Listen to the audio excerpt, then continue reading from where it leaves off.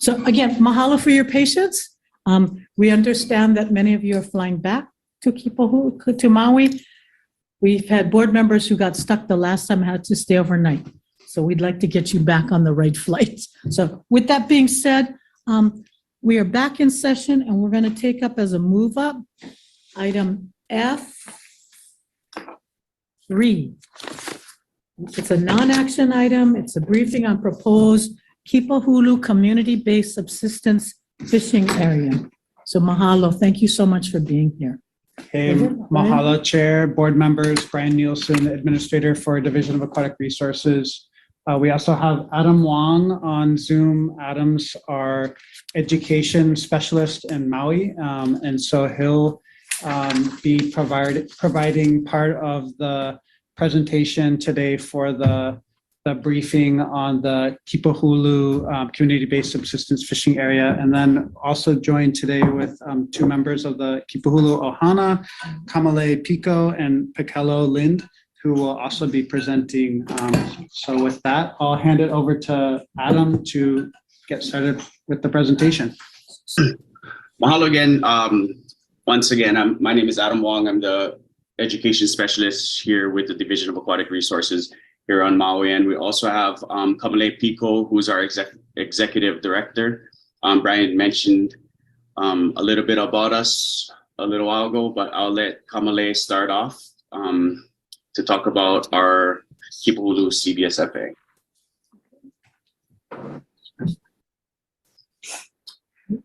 Aloha kako. Aloha. My name is Kamalei Pico, and I'm a lineal descendant of Paku'uluana and Wailamoa in the Kipahulu Moku. I am the executive director of the nonprofit organization Kipahulu Ohana. Our team of organizers put together this marine management plan and the rules for the 5.7 miles of cherished coastline from Kalepa Gulch to Pua'alu'u Gulch. This management plan is the result of hard work over many years, dedication from community members, and reflects the traditional practices and mana'o from our kupuna. Our work began in 1995 as an effort to preserve the traditional cultural practices of Kipahulu and to protect our subsistence lifestyle. Today has been long awaited. We, the community of Kipahulu, are the lineal descendants of this moku and the greater area of East Maui.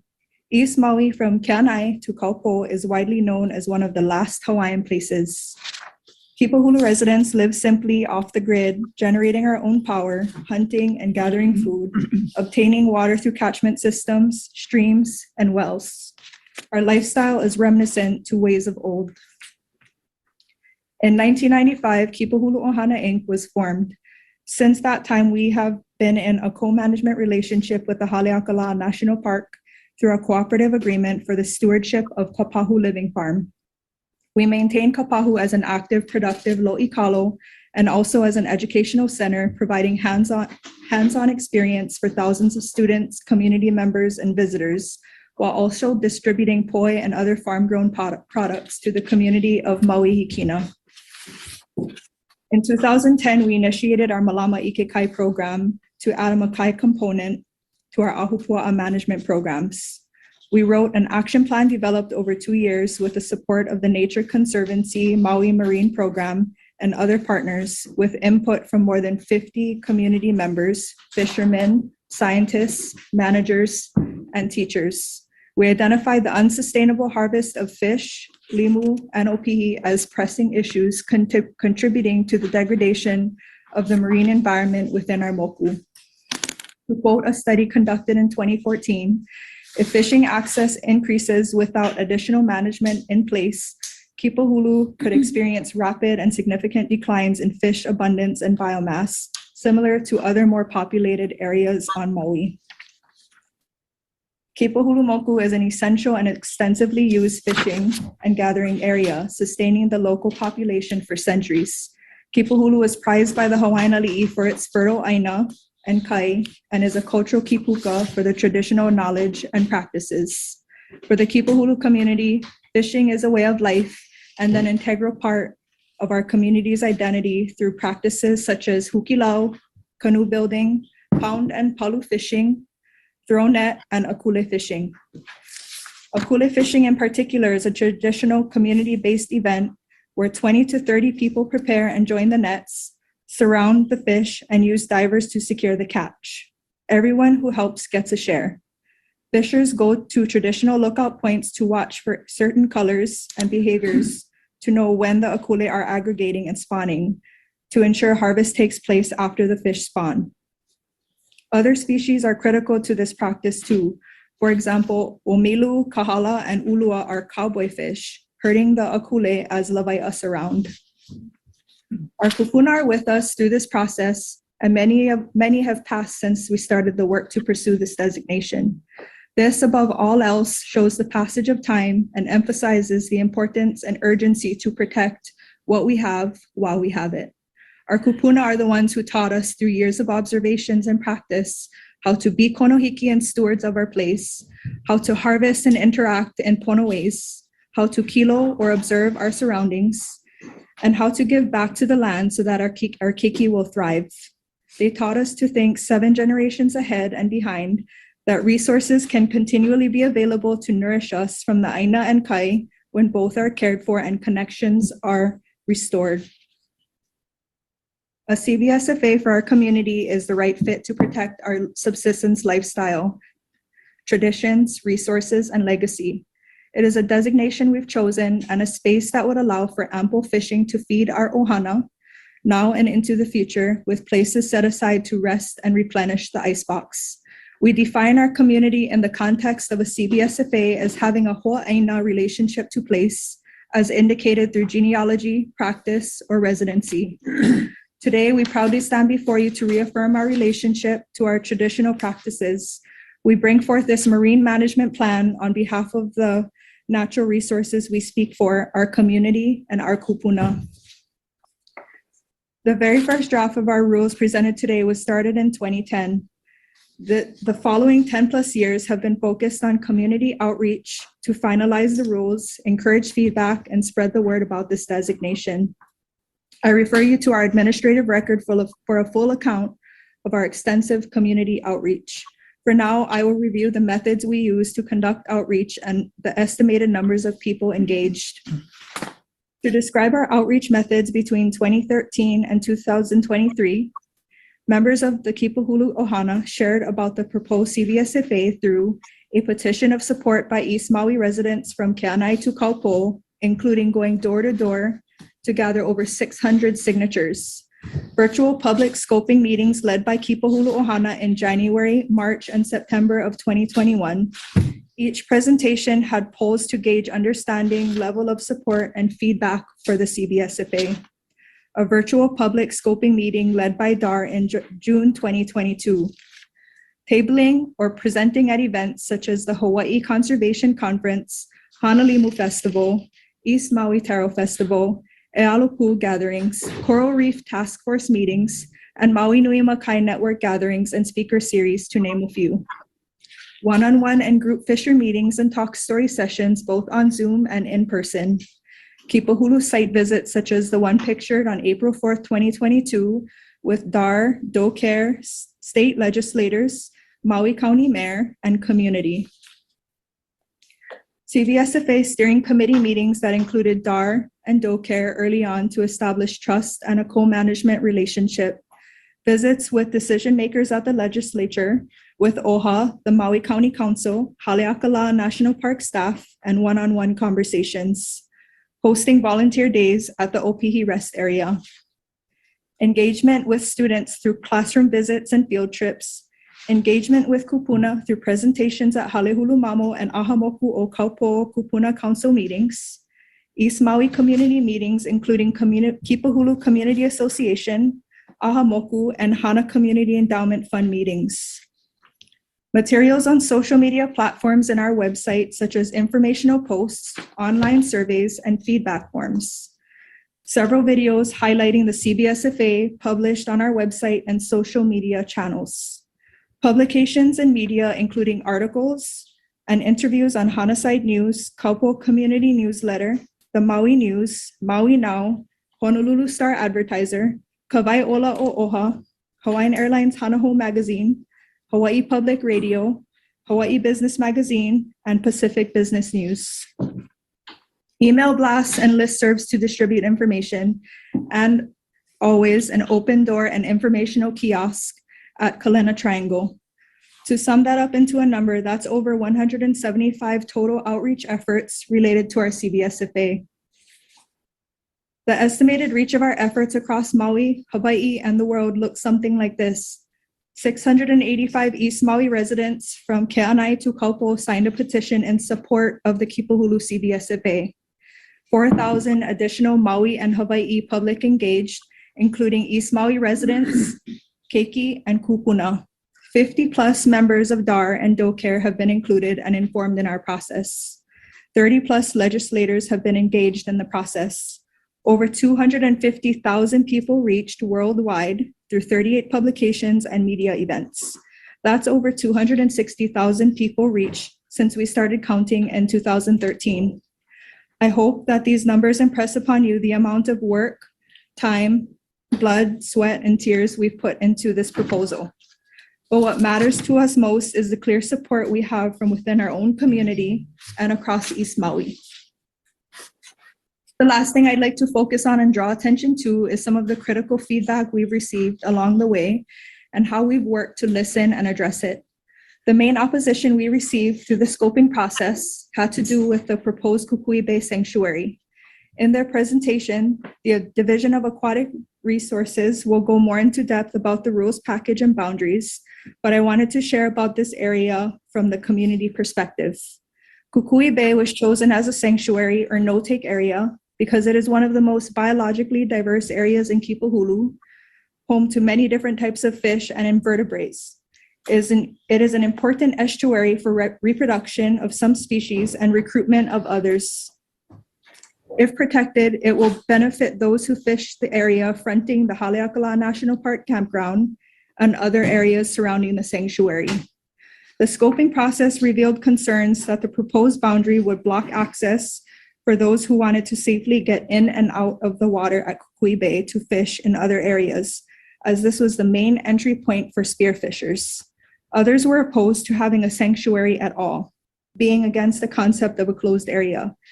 We worked closely with DAR and met one-on-one with opposition to listen, share, and come to a place where everyone could live with the outcomes, which is an adjustment to the boundary line that would allow safe entry for fishers while maintaining the integrity of the sanctuary. There's also a general misunderstanding that CBSFAs are closed areas that do not allow fishing and therefore harm the people. That is simply not true. The vast majority of the Kipahulu CBSFA is open to pono harvest. This is an area intended to feed our community and those who respectfully harvest in this area for generations to come. We want to be able to fish forever, and this is part of how we plan to achieve that. Mahalo for allowing us to share. We are the caretakers of this aina and kai, and the living keepers of our culture, patiently acquired by our ancestors. With our kupuna here in spirit, we are asking for the opportunity to now take our proposal to public hearing to move forward through the Chapter 91 process and hear additional feedback. Mahalo. Thank you very much. Mahalo, Kamalei, for briefing the board and on the history and outreach efforts that was done by you and the Kipahulu Ohana. Once again, my name is Adam Kaleolani Wong, the ed specialist here on Maui. And I'll be going over the proposal, development timeline, boundaries, and proposed rules of the Kipahulu CBSFA. Back in April 2016, a letter of inquiry was sent to DAR from the Kipahulu Ohana to begin the CBSFA designation process. During the following 3 years, the Ohana continued outreach and worked closely with DAR to develop and submit a first draft management plan and administrative record. After submittal, stakeholder and fishers outreach continued, a site visit with DAR staff, and a DAR-led statewide scoping meeting took place in 2022. DAR compiled the feedback from the scoping sessions and worked with the Ohana to update their management plan. On September 18, 2022, the Ohana submitted revisions to the management plan based on the feedback that we gathered during our scoping sessions. The Ohana continued outreach regarding the changes and submitted their third most recent draft to DAR back in January of this year. Since then, our legal team helped finalize the draft rules, which is what we are presenting today. Now I'll be giving an overview of the proposed rules of the Hawaii Administrative Rules, Title 13, Chapter 60.11, Section 1 and 2, Purpose and Definitions. The purpose for this chapter regarding the Kipahulu CBSFA is to sustainably support the subsistence needs of the Kipahulu Moku community on the island of Maui through culturally rooted, community-based management. Number two, ensure the sustainability of nearshore ocean resources in the area through effective management practices, including the establishment of limits on the harvest of marine life. Number three, recognize and protect customary and traditional Native Hawaiian fishing practices that are exercised for subsistence, cultural, and religious purposes in the area. Number four, facilitate the substantive involvement of the community in resource management decisions for the area through dialogue with community residents and resource users to establish the Opihi rest area to ensure stock health and to allow replenishment of this important food resource, and to establish the Kukui Bay Sanctuary for the preservation and protection of critical nursery habitat for numerous marine species, including traditionally relied upon subsistence. Now I'll go over the boundaries.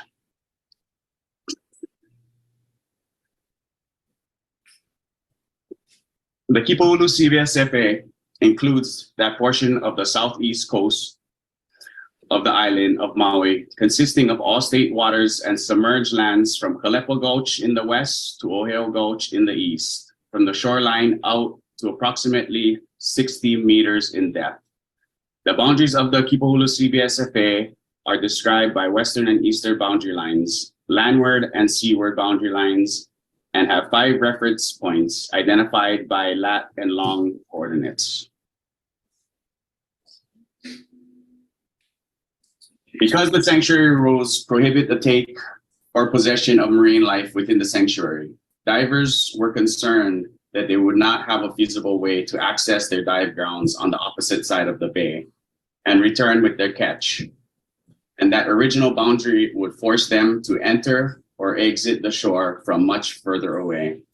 Therefore, in our statewide scoping meeting, we scoped 2 alternative options for the seaward boundary of the Kukui Bay Sanctuary.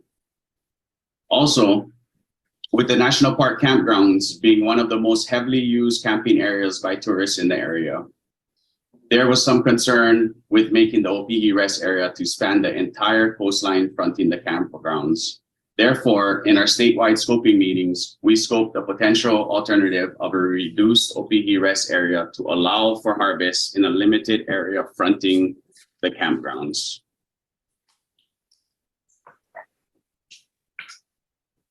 The current proposal for the Kukui Bay Sanctuary closely follows option 2 that was scoped, as that was preserved the most area from the original proposed boundary while still allowing access to divers. The current proposal has been updated to reduce the Opihi rest area and leave a smaller portion of the coast between Kukui Bay and the Opihi rest area technically open for Opihi harvest, in compliance with the CBSFA Opihi rules, but to advertise it as a voluntary Opihi rest area as it currently is.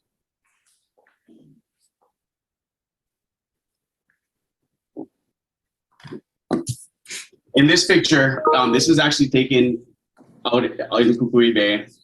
It is from the area that it was one of the main access points into the water for divers called Lai Pohakuloa. In this picture, the orange line represents the original proposed boundary of the Kukui Bay Sanctuary, and the yellow line represents the current proposed boundary of the Kukui Bay Sanctuary. The orange is outside. Okay. So I'll go over the permitted and prohibited activities in section 4. These rules are in addition to our statewide rules and our Maui Island-wide rules. These permitted and prohibited activities Nothing in this chapter shall be construed as abridging traditional and customary Native Hawaiian rights or as allowing within the Kipahulu CBSFA any activity or fishing gear otherwise prohibited by law or rules adopted by the Department of Land and Natural Resources or other department or other state department. It is unlawful to take or possess more than 10 fin fish per person per day, provided that akule and introduced or invasive species do not count towards that 10 fish bag limit.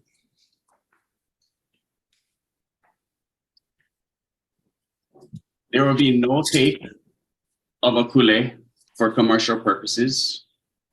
There will be a 1 bag limit of omilu or the bluefin trevally per person per day. And for kala, there will be a bag limit of 2 per person per day. Also, there's a proposal for a minimum size of kole, which is 5 inches.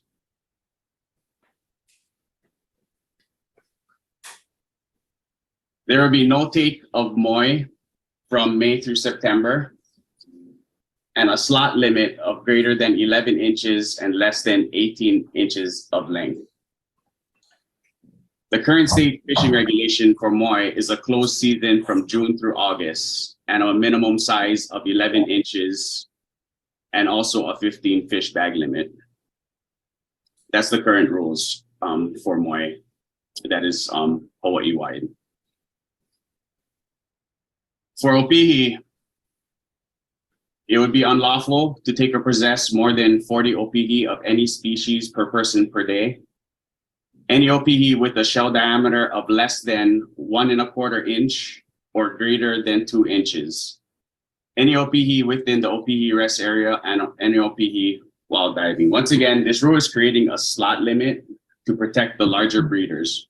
The current Hawaii fishing regulation is a minimum size of 1 1/4 inch shell diameter and or a 1/2 inch meat diameter if there's no shell, and there's no bag limit for opihi for the state.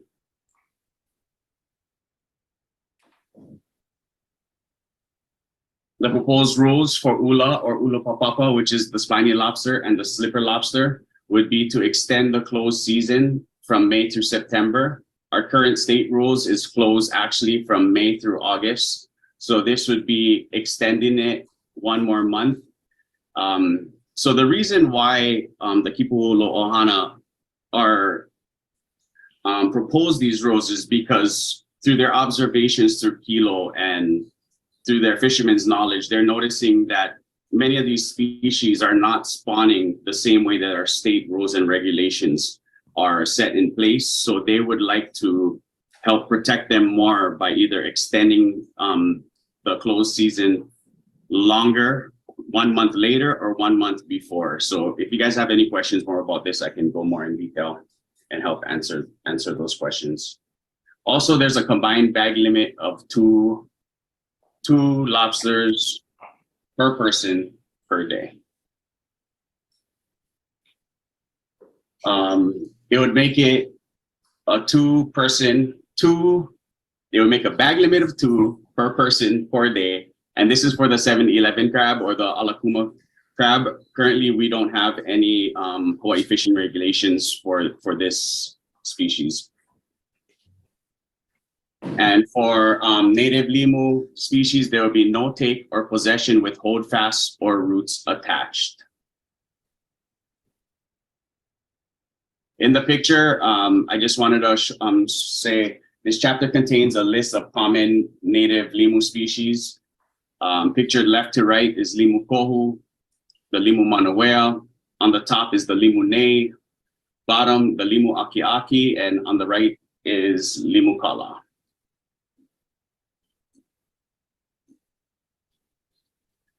There's also going to be gear and other restrictions. So no surround netting, except for taking of akule and ta'ape, using a gill net with stretch mesh of 2 3/4 inches or greater. There will be no allotment for bag fishing, no bag fishing. And also there will be no possession or use of a throw net with a stretch mesh of less than 3 inches. That is larger than our state standard that we have right now. Also, they would like to create a regulation for the max use of 2 fishing poles, no more than 2 poles per person at one time with 1 line each and no more than 2 hooks per line and 1 point per hook. That's, I know if you haven't seen this, this might be a little confusing, but this is pretty much the standard that we've been using in our fisheries management areas. For example, Kamalei Harbor, we do have a rule that's set in place to help fishers make more space for each other. So one person can't have like 10 poles. We wanted to help stop that fishers conflict by creating a max use of poles and lines and hooks. Also, another gear restriction would be no scuba or when taking marine life, except when permitted by the department for surround net fishing for pule and fishing for introduced or invasive species such as ta'ape. There will be no night diving 30 minutes after sunset and 30 minutes before sunrise. So pretty much 30 minutes after sunset all the way through the night to 30 minutes before sunrise. And there will be no take or possession of any marine life within the Kukui Bay Sanctuary. There's also a transit through the CBSFA. That rule is for people who's transiting with boats. Prohibited gear and restricted species that was described may be possessed while on board a vessel in active transit through the areas, provided that no prohibited gear is in the water during transit. So that just helps protect people who's driving through Kipahulu. Maybe they was fishing in Ohana and they're coming back to Kihei boat ramp, and they might have some regulated species, but they're not actively or engaging in any fishing. Boats that are adrift, anchored, or moored are not considered to be in active transit. So active transit is passing through the CBSFA. And also, there's just the basic penalties, asset forfeiture, and the severability. So as of right now, this is today's our informational briefing, where DAR is planning to request for BLNR approval to hold public hearing on your June 3rd, 2023 calendar. Once we seek approval, we are planning to have in-person public hearings to be held within Hana, Maui, and also a statewide public hearing to be held online via Zoom. Once we go through the public hearing process, we're planning to request for BLNR approval in September and October of this year. And I think that is it. I'll stop sharing my screen now if you guys have any questions. Thank you, Adam. Thank you guys. Thank you for your time.